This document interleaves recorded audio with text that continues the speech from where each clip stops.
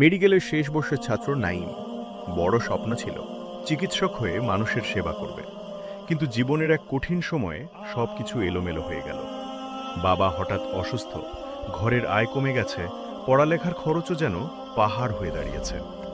নাইম চেষ্টা করছিল, কিন্তু চারপাশের চাপ তাকে ভেঙে দিচ্ছিল প্রতিদিন।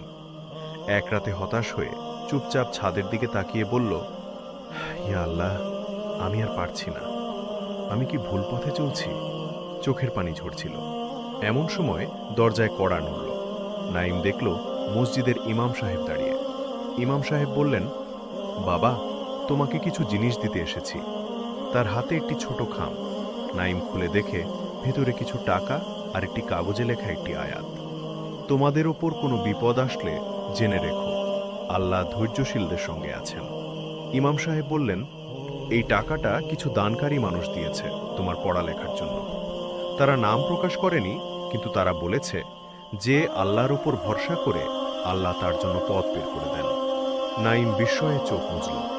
আজ প্রথমবার সে টের পেল, মানুষ না দেখলেও আল্লাহ তার কষ্ট দেখছেন।